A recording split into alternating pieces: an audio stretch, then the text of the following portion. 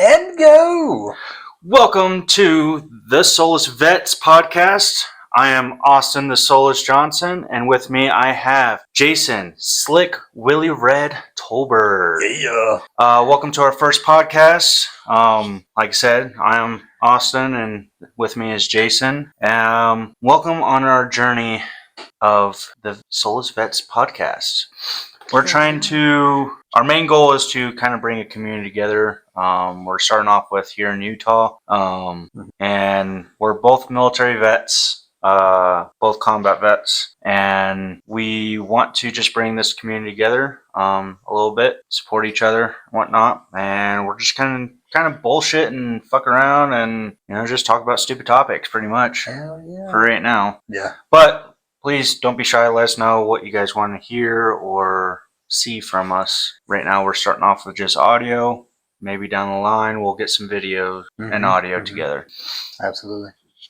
Today's topic is why did we join? And what were some of the duty stations we were at, what our MOS was, and some TDYs and deployments that we were on, and which ones were our favorite. So, with that being said, Jason, would you like to tell us what MOS you were? Absolutely. So, when I first joined the Air, I was survival. Okay. And then it's really they deal with life-saving equipment, packing parachutes, flotation gear, and things like that are on the aircraft. So, God forbid the plane goes down and the pilot needs to eject, we're their last line of defense there to help save their lives. But then it transferred over to aircrew flight equipment. So the last real half of my career was aircrew flight equipment, but it was survival equipment and life support merged together. How long did you serve? 20 years and 6 months. Ooh. Yep, I'll add that 6. Well, hey, that's 6 months longer than the 20, so that's half a year, dude. Mm-hmm. So so let's see. So when I first joined back in 1998, I was only 3 years old. Yeah. I'm telling you, I'm an old fuck, I tell you. I went to Mountain Home, Idaho. Didn't even know where the fuck Mountain Home, Idaho was. And but that's where I got stationed. Apparently it's on the West Coast. And I'm from North Carolina, so I didn't know. Got that good education from the East Coast. That Southern education. Yep.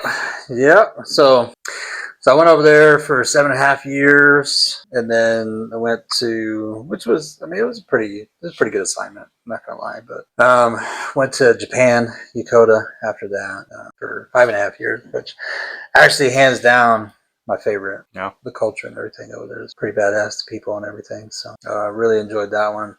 Then went to Wyoming, F.E. Warren in Cheyenne. Not really the greatest of places. Kind of small. Not really a whole lot in Cheyenne.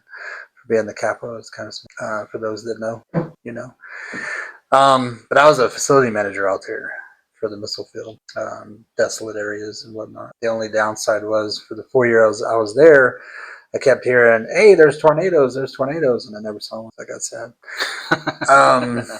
And then after that, I went to Dyess in Texas, in Abilene, Texas. And that's where I ended my career down there. Retired out of there, and then moved up here to Utah. Very nice. That's where I'm at now. Very nice. Hell yeah. Seems very adventurous. Yes. It was nice. What about you, Austin? So, I was 11 Bravo in the Army. If you don't know what 11 Bravo is, it's infantryman. I did 8 years as 11 Bravo. I joined in 2014. Not as early as Jason here, but missed majority of the wars going on at the time. But I did join in 2014. I got out in 2022 October. After I went and finished my OSUT training or basic training, I got stationed at Fort Hood, Texas. Oh, that's a good one. I think it's called something different now. I don't know if they changed it back, something like that. But if you know anything about Fort Hood, you know it's not the greatest of places. I I was there during some shootings, during people getting chopped up in arms room, Yeah. people being stupid and getting washed out by flash floods. You know, the usual stuff at Fort Hood. After Fort Hood, I got stationed in Colorado at Fort Carson. By far my favorite place I was stationed at. That's the unit I deployed to Afghanistan with. They hold a special place in my heart, especially for that deployment. Yeah, I love Fort Carson. That was probably my favorite duty station I was at. Just because mainly the company that I was with, Attack 126, we became a family back then. So then after that, after my deployment, I reenlisted for Fort Campbell, Kentucky, and that's just kind of where my career kind of just went downhill. Because I got hurt probably a couple months after me getting to my unit, and just my career kind of just started taking a shit from there. And then I got out through a med board process, so not as good as Jason's, but I did my 8 years. I did deploy like I wanted. You served, man. I did serve. That's all that matters. I did serve. Our next thing, what is your favorite trip or TDY or deployment? You can give an example of your favorite TDY, or you can give an example of your favorite deployment, or both. Whichever one. Yeah. Well, I see. The favorite deployment was Bagram, Afghanistan. That was my favorite. Where were you at on Bagram? Shit. I know. So the areas I was in was the warrior side is where we processed in. Then Yes. I was by Camp Alpha or the flagpole. Were you on the And other side of the airstrip? no, I was on the same side on Disney, but it was so you know how you had. It's hard for me to remember this shit, but When did you deploy? it was in 2016. 16. Okay, 2 years before me. Yeah. So they had on that main stretch of the base where the flagpole was and everything. So they had the 3 Chahals. Yep. You had the Dragon Yeah. defect, Camp Alpha defect. I don't remember what that name was. Then the warrior side defect, right? Yeah, I believe so. And then there was another one on the other side of the flight line. But we were literally right there where that. I think it was the Dragon defect. The Dragon defect. Yeah, that's where my location where I worked out of Okay. was right behind. Oh, okay. I know exactly where that's at. Yeah. And where they had like the Somalian dudes guarding the defect. Yep. So, and the hospital was, to the right. Yes. That wasn't. Depending on how you look at it. If you were looking towards the Chow Hall towards the flight line, it was on the hospital was on the left hand side. I know where the hospital is. Yeah. So we were right there. Okay. Kind of in the center of everything. The epicenter. Very. Yes, it was very nice. I have photos. That would have to come later. But yeah, that was the favorite deployment. Why was it your favorite? Because indoor plumbing. It did have indoor plumbing. Bagram did have indoor plumbing, which was Bagram very was nice. actually set up really nice. It really was. I mean, it was nice because in Iraq it was tent city. You had. What years were you in Iraq? That was 2000 and don't quote me on this. Like I said, my memory's shit, but it was either 2004. I think it was 2003, 2004 is when I was. Okay. So it's been a little bit, but that's when you had the the connexes. Yeah, that nothing was set up. Nothing was No. really set up by then. Yeah. No, you had fucking half a mile. You had to get to the shitters and whatnot. So. A lot of dudes had fucking water bottles next to their beds, so they didn't have to go out there in the middle of the night to go take a piss. So it was pretty. I mean, each location has a special place, right? Yeah. Because it's from where you came from to where you ended up, So yeah, and that was when I was early on in my career too, so I didn't know a whole lot. And plus, at Mountain Home, when we played war games, they had the backside of the base on the other side of the flight line was all desert. well, it's all desert all around the base anyway. But they would set up tent city and they'd do all that same shit. So what you had there is damn near the exact same shit you had out in Iraq. So I was already kind of used to that lifestyle. yeah. So it wasn't too bad. But the TDYs though, I've been in a lot of places, so I can't really. What's your favorite, do you think? The place where I had the most fun, probably. Shit, dude, I don't know, because the Philippines was cool as shit. I got to do other things outside of the realm of what I was doing, as part of my job, working with the Malaysian armies and stuff like that. So I got to do some of that stuff. And then Thailand, Thailand's the same shit, different day out there. So, but I think probably oddly enough, I think the funnest one I had was in Bangladesh, actually, now that I think about it. Why is it? Mostly because because I was part of the combat mobility element at the time, because this is when I was in Japan. I first got to Yokota, and they would do training drops, because when they were working with the army, they're dropping in food and ammo and stuff like that. So these are just training drops that they would do. So we was doing that with those guys. We were actually out there doing training missions with those guys. And me and a buddy of mine were out at the drop zone area, which was way the fuck away from any type of civilization. I saw the mountain ranges for India. So that was cool. And then, but it makes you appreciate life, because there was no hot water. There was no real beds. We stayed in the officers' quarters, but we had mosquito nets, which was nice.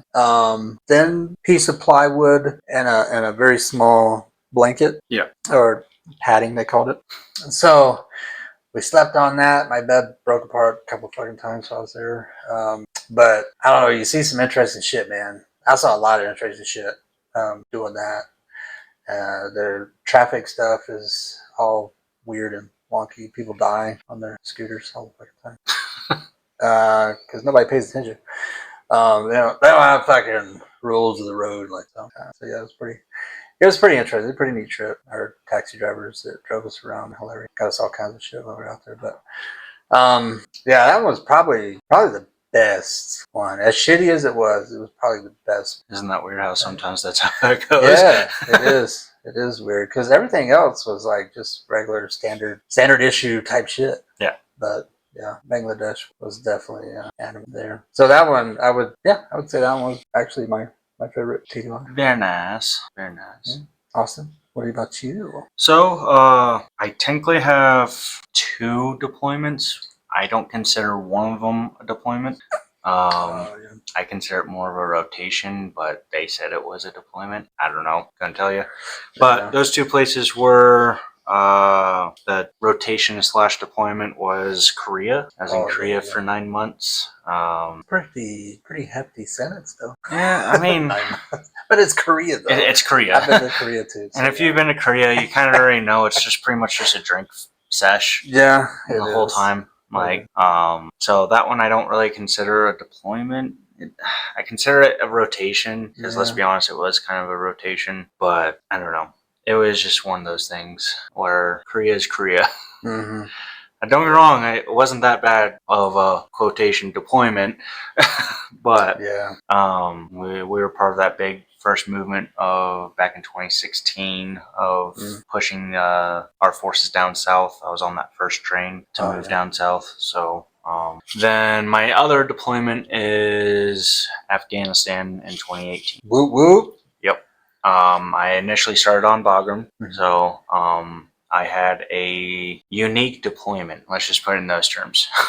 So I was attached to the Special Forces groups. I'm not Special Forces by any means, but I was attached to them, and we were pretty much kind of like their extra security. It just really was just us helping them out with their missions. That's what it turned into.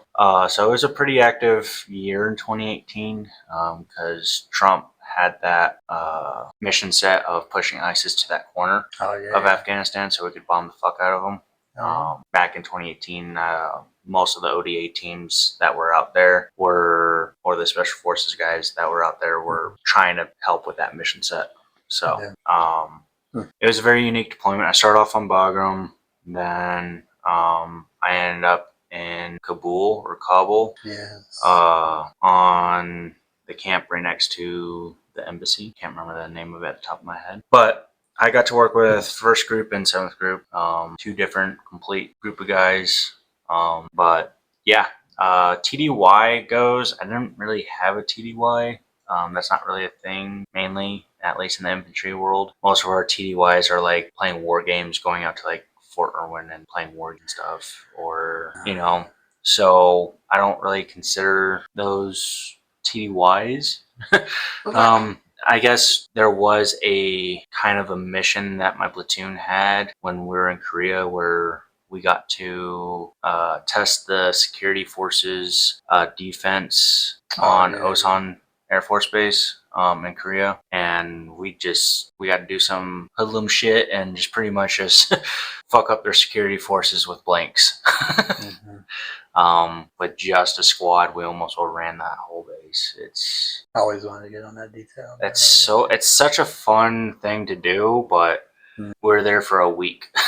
Yeah. So we spent an entire week just testing the base's defenses and kind of showed the security forces where their weak points were, which is very important due to, like, if North Korea does ever try and come out and attack South Korea and they make it to Osan Air Force Base, they have better knowledge of how to defend that base. So absolutely. But like I said, I didn't really go on TDYs.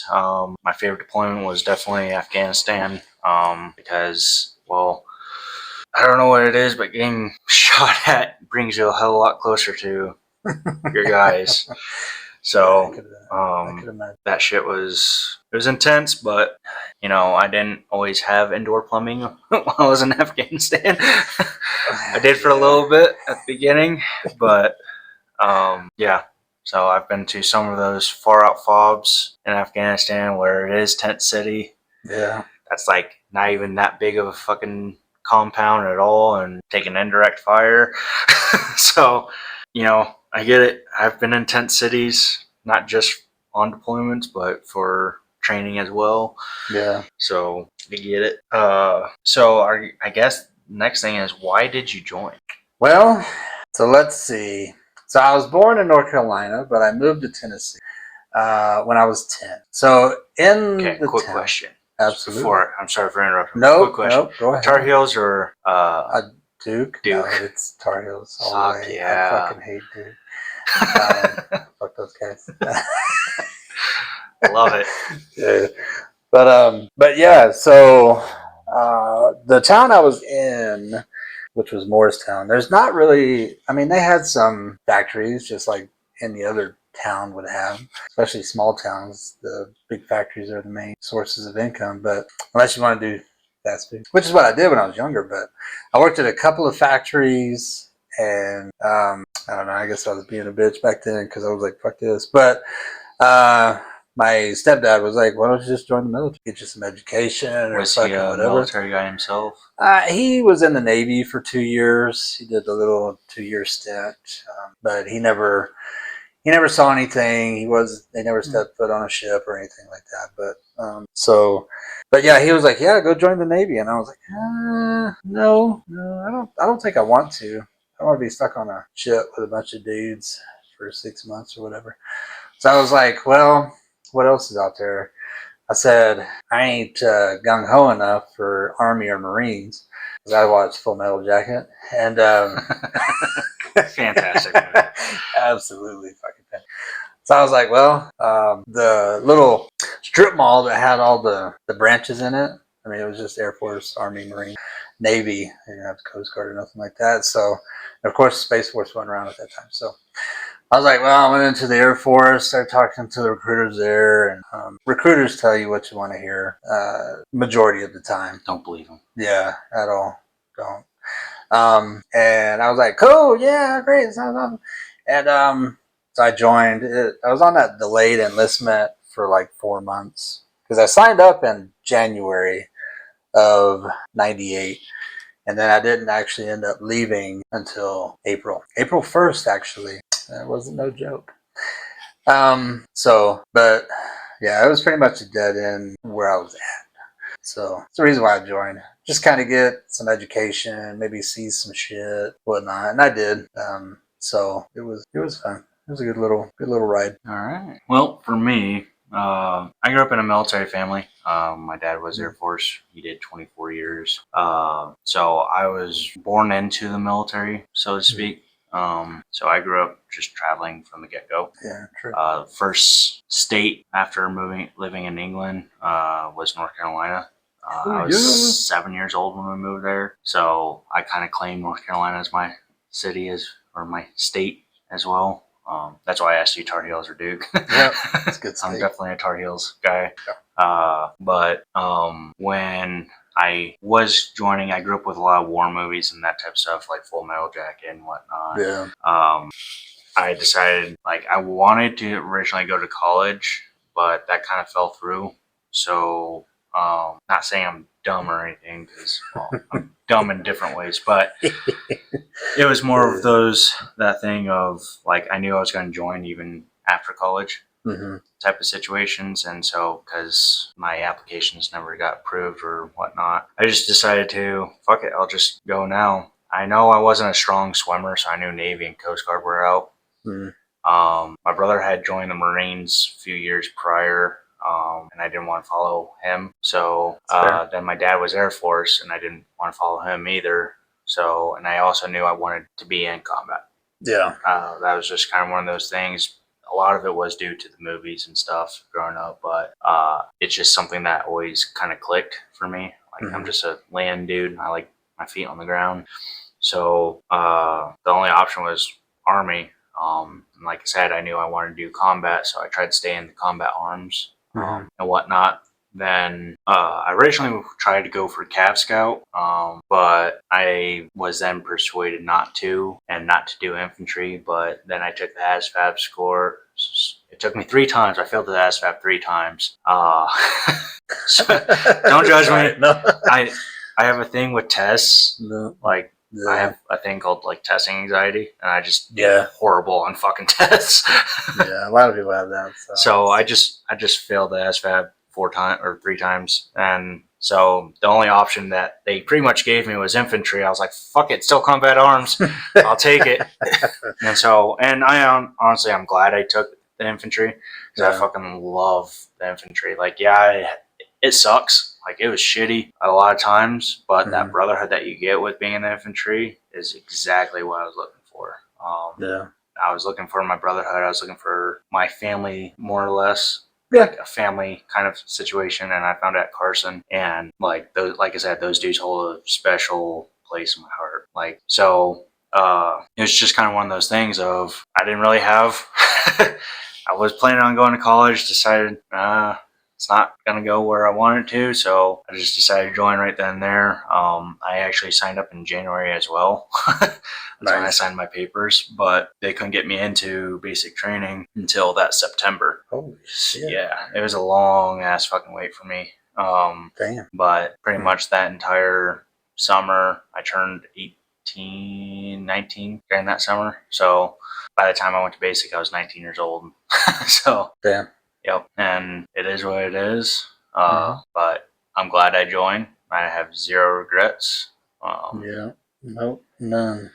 I love that. Like I said, I love the infantry. It's a whole different breed. Yeah. And it's not for everybody. You know what I mean? And shit, if I wish the Space Force was around when I joined, shit, I might have tried for that shit. I would have definitely joined the Space Force. Just because I wanted to be the first fucking grunt in space getting in combat. That'd be fucking awesome. And it would have been the first one in my family, too. Yeah. Because I come in a long line of military and through my family. So, yeah. But is there anything else that we missed? I think we've touched on everything. All right. With that being said, we all need to stick together. Like, I know I'm kind of getting a little serious with this, but it's an important topic for me. We just all need to watch out for each other. If you're struggling mentally, with your PTSD, or just you need somebody to fucking talk to, just in general, there's a veteran crisis line. You can dial 988 and press 1. You can text them at 838-255, or you can even look up veterancrisisline.net, and they have a chat online as well. So Nice. there's different options that we can do. But if you need to check up on your brothers or sisters, just do it. You don't know what they're going through. You don't know what demons they're battling at that time. Maybe you just haven't talked to them in a long minute. It's just good to catch up. I'm trying to be better at it myself. But don't let those demons win. Look out for each other. Is there anything else you got, Jason? Nope. Couldn't have said it better myself. All right. Well, that is all we have for today for the Soulless Vets podcast. Thank you for joining us on our very first podcast. Again, if you guys want to let us know what you want to see or hear from us, please comment below. Hopefully we'll get the rest of our stuff up. Then, just let us know. We would love to hear from you guys. What kind of stuff you want to hear from us. Maybe some merch ideas that you guys would like, because maybe we'll sell some merch in the future. Who knows? Again, we're just trying to bring our little community together. Hopefully we can expand this community out to further than we hope. And don't forget to look out for each other. Again, I am Austin the Soulless Johnson, and with me I have Jason the Slick. What is it again? Sorry. Slick Willie Red. Slick Willie Red Tolbert. We're good at that. All right. Appreciate you guys for coming and enjoy. Hell yeah. Have a good one, y'all.